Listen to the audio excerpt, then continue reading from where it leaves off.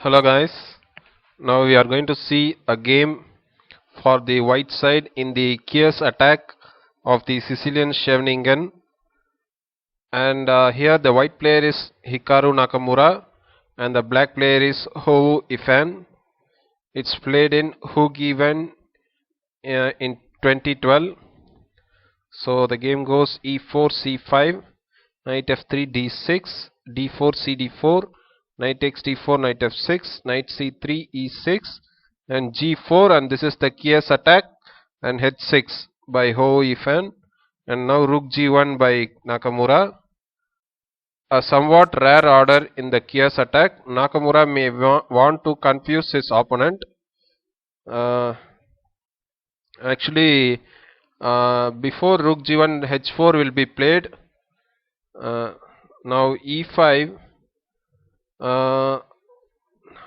Here Ifan tries to profit from white's alternative move order, but this attempt backfires somewhat. She weakens the light squares for somewhat questionable compensation. The normal move here is knight c6. Uh, Here knight c6 is the normal move. White should probably continue within the normal channels of the Keres with h4 here.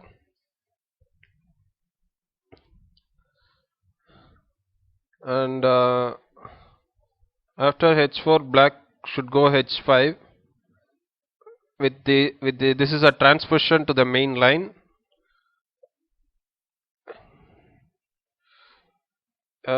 Here if at all Nakamura wanted bishop e3 first, he still cannot very well avoid playing after a6 and then h4 with the well-known position type again. So, but actually in the game e5 was played, and now Nakamura plays bishop b5. This is an interesting insertion in the move order. Now knight bd7. The trade of light square bishop should be apparently favor white, but Hou played bishop d7 in another game.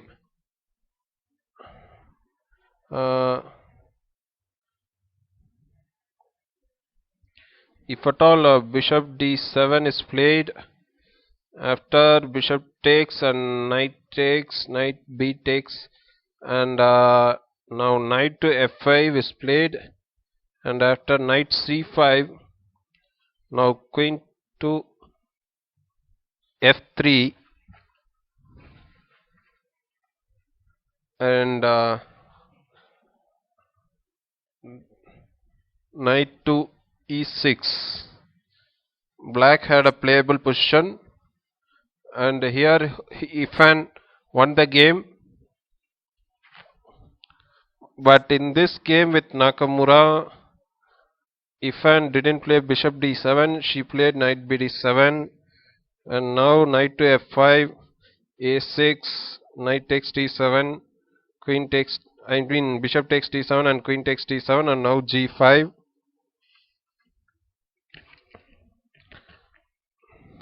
This is the most active move and one which places black's plans under serious doubt. He needed to calculate accurately. Now knight takes e4. Here if at all h takes g5, then bishop takes g5, knight takes e4. This loses immediately because after knight takes g7 check and bishop takes g7. Now after knight takes e4, d5. Now there is knight f6 check. Here black can already resign. So the sacrifice, the point of the sacrifice, this was the point of the sacrifice. But in the game, actually, Hou Ifan played knight takes e4, and after knight takes g7 check. And here after bishop takes g7, knight takes e4. Now queen c6. This is the only way to stay in the game.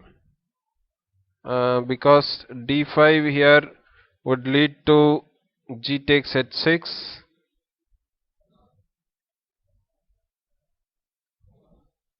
So queen c6, now queen to d3. White opted to develop quietly and avoid gobbling the d6 pawn. It seems now he stands better. If at all, after knight takes d6, check, and king e7, knight takes c8, and rook a takes c8. White has completely lost his activity, and the time he spent with the knight that's just been traded off served only to help black develop his pieces. And so that white played queen d3 instead of knight takes d6, and now king e7, g h6, bishop takes h6, bishop takes h6, and rook takes h6. Now it is white whose development is proceeding at pace, and he has some ideas about how to profit from the unsafe position of the black king. Now queen e3. These little moves can be quite strong. Now rook h5. So this is the only move it stops queen h5. I mean, sorry, queen to g5. Now rook d1.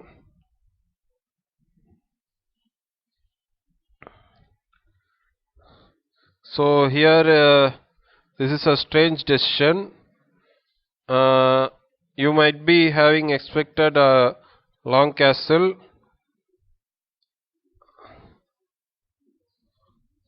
and here after bishop to f5, because there is a mate threat on c2, there follows knight to c3 and rook a h8, and now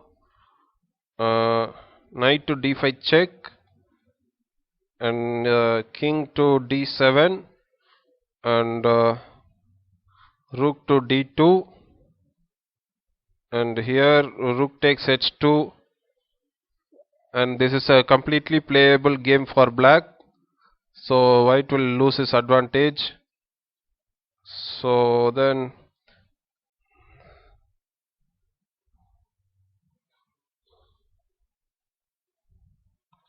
and so that's why white played rook d1. White can also begin with knight g3, and after rook takes h2, and only now long castles. This line could have been played. The king has been brought to safety and the white pieces are all active, while black still has to develop the queen side. After bishop to e6, white can pose immediate problems by returning his knight to e4 with knight e4. Now this carries a double threat of rook takes d6 and also queen g5 check.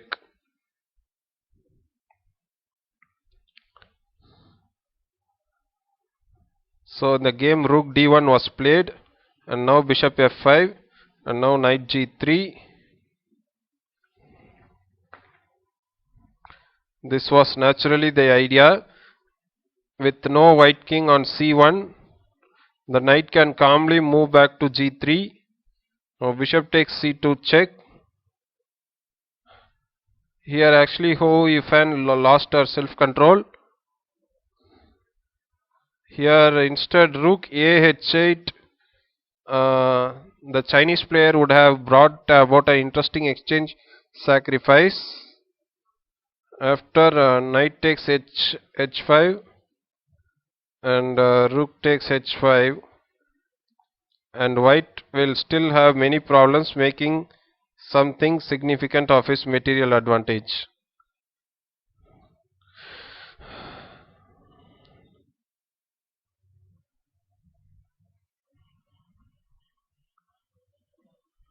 So then if an played bishop takes c2, and now knight takes h5, bishop takes d1, king takes d1. Here even more convincing move was queen g5 check, and after king d7, queen f5 check, and after king to c7, queen takes f7 check, and after king b6, and now king takes d1, and black has no way of generating compensation because not even after rook c8, now queen to b3 check.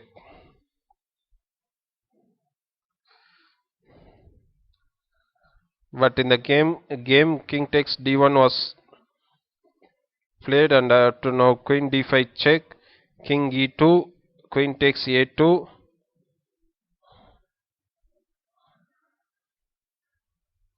Now black has took the material back, but there is a fierce attack on the black king. Now queen g5 check, king d7, queen f5 check.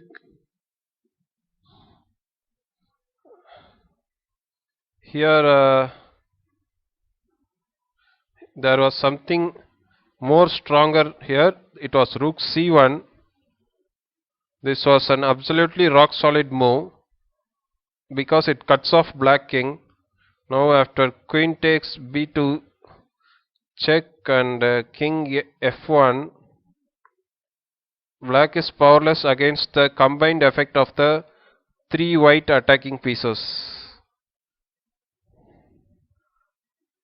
And but Nakamura played queen f5 check. Now king e7. Here after king c7, rook c1 check, king to b6, and rook c2, and now queen b3. Black some work would have been remained to be done.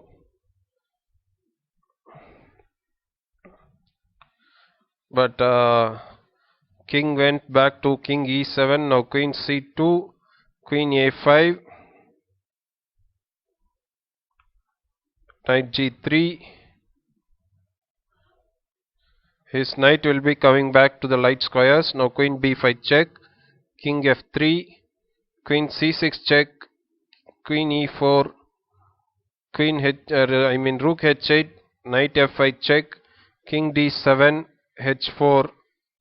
Now that he has gained control of all the noteworthy central squares, Nakamura can set his fast pawn in motion.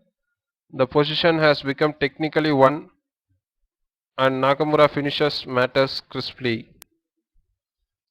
Here this can be played.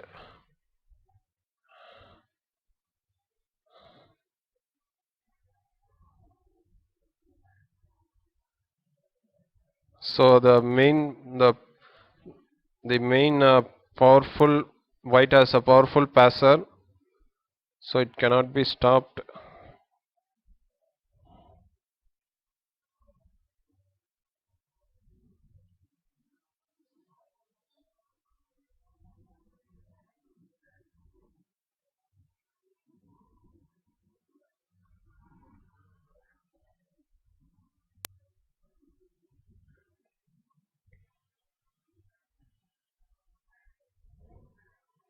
So I hope you enjoyed the game, guys. I'll be meeting you in the next game. So thank you all.